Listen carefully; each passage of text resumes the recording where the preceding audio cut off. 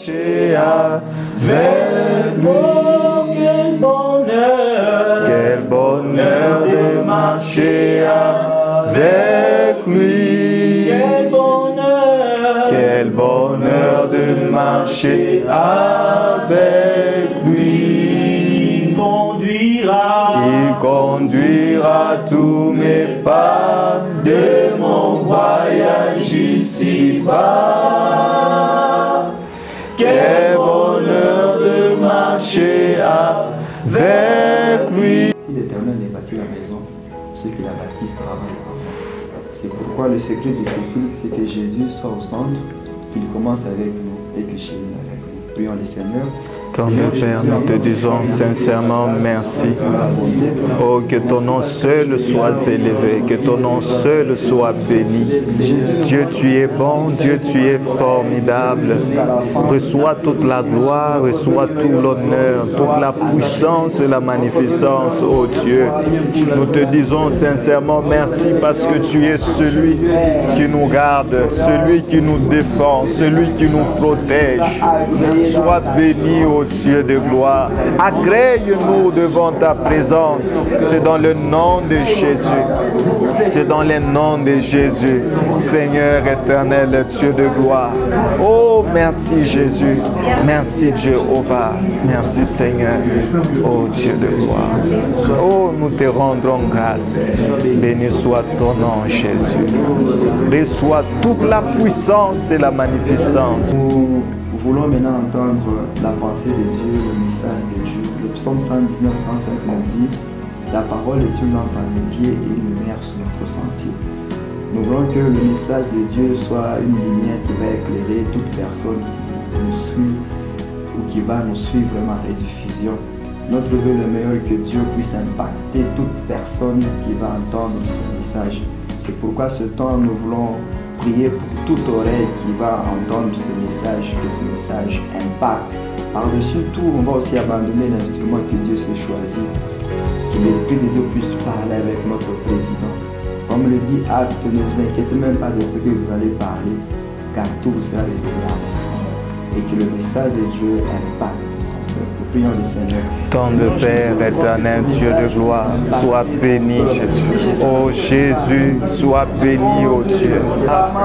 Que toi seul tu puisses parler, oh Dieu de gloire, dans le nom de Jésus. Dans le nom de Jésus. Père éternel et Dieu de gloire, béni soit ton nom, Jéhovah. En ce moment, nous allons inviter le secrétaire Léonard qui va prier pour l'exhortation du jour. Père éternel et Dieu, parle avec lui pour que nous tous, nous soyons saisis de ta pensée que tu vas nous adresser. C'est pourquoi l'éternel et Dieu, qu'il soit rempli de ta puissance, du Saint-Esprit. C'est dans le nom de Jésus, nous t'avons ainsi prié. Amen. Est-ce qu'on peut applaudir pour Dieu? Merci. Très chers frères et sœurs, toi qui me suis de quelque part, je te salue.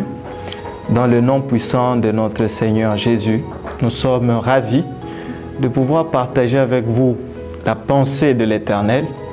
Et cette pensée aura comme impact à nous amener dans l'éternité.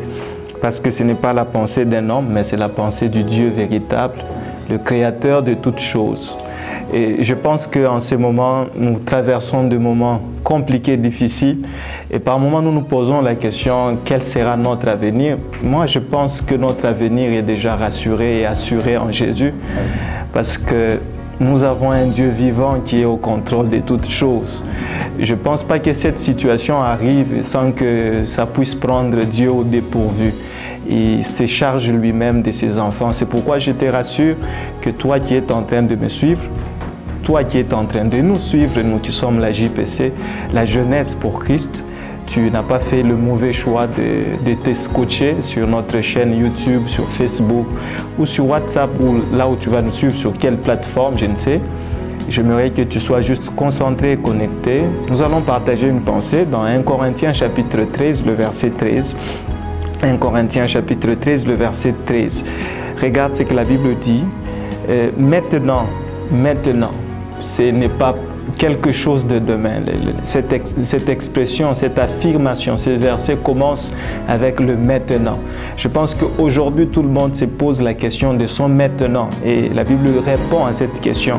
Maintenant, donc, ces trois choses demeurent. Quelles sont ces trois choses qui demeurent? La Bible commence la foi, l'espérance et l'amour. Mais la plus grande de ces choses, c'est l'amour. Voilà ces trois choses que j'aimerais te partager en quelques mots. C'est un temps où chaque personne se pose la question: comment est-ce que je peux survivre à cette maladie? Comment est-ce que je peux m'en sortir? Mais voilà que la Bible nous donne une affirmation très puissante en disant: ces trois choses demeurent. Je pense qu'il est temps de rechercher ces trois choses. Quelles sont ces trois choses? C'est la foi. Pendant ces moments de peur, pendant ces moments de panique, nous avons besoin de la foi. Et la véritable foi ne vient pas des informations par moments erronées que nous écoutons de gauche à droite. Mais la véritable foi est épuisée dans la puissance de la parole de Dieu. C'est pourquoi ce temps, ce n'est pas le temps de la distraction, parce que je sens qu'il y a beaucoup de jeunes, de gens qui passent leur temps à chercher des informations à gauche, à droite. Mais j'aimerais te pousser à une chose: il est temps que tu puisses rechercher la véritable information sur ta vie. C'est dans la Bible, c'est dans la parole de Dieu. Et la foi vient de ce qu'on entend, et ce qu'on entend, c'est la parole de Christ. Nous entendons beaucoup de choses, nous entendons des théories de complot, que voilà, c'est quelque chose qui a été façonné. Peu importe. Moi, j'aimerais te dire, il n'est pas encore trop tard pour toi et moi qui croyons en Jésus, parce que la Bible dit: tous ceux qui ont reçu Jésus ont la vie éternelle. Donc, recherche premièrement la foi. Et la foi, tu dois la rechercher dans la méditation. La Bible dit, Jésus dit ceci: quand je veux revenir, vais-je trouver la foi?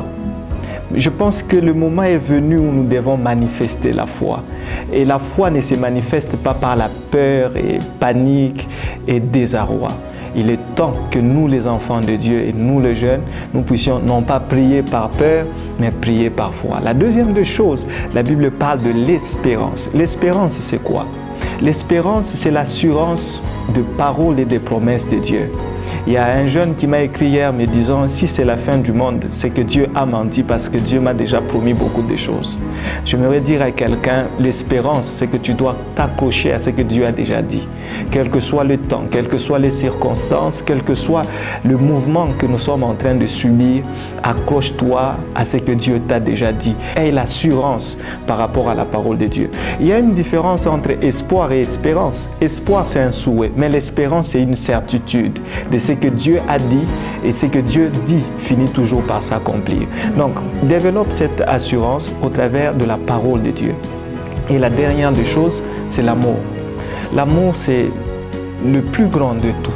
L'amour, ça nous pousse à considérer l'autre. Je pense que l'amour va nous pousser à intercéder pour le monde. L'amour va nous pousser à prier pour nos voisins et à tenir compte de ce que les autres peuvent traverser. Il est temps que nous devons manifester ces trois choses. Nous devons manifester la foi face au danger que l'ennemi est en train de lancer. Nous devons garder l'espérance dans la parole de Dieu, que notre Dieu est fidèle et tout ce qu'il a dit va s'accomplir. Et troisièmement, l'amour nous donne l'attitude par rapport à notre voisin, par rapport à notre proche. Je pense que voilà le petit message que je voulais vous partager. Donc ces trois choses demeurent: la foi, l'espérance et l'amour. J'aimerais qu'ensemble nous puissions prier pour que Dieu nous aide dans ces moments difficiles. J'aimerais que quelqu'un puisse maintenant appliquer la foi. Et cette foi doit nous amener à dire: quelles que soient les circonstances, quelles que soient les difficultés, je crois que mon Dieu va faire. Face à la maladie, Jésus guérit. Face au danger, Jésus répond. C'est ça la foi. L'espérance nous pousse à fixer notre regard sur Jésus, sur Dieu. Tout avec bonheur. J'aimerais par la foi, nous puissions prier, intercéder pour le monde qui est en feu. Il y a des décès à gauche et à droite. Que le Seigneur puisse répandre sa main puissante, qu'il puisse toucher et guérir. Prions au nom de Jésus. Père éternel et Dieu, nous avons reçu, guéris, guéris dans le nom de Jésus.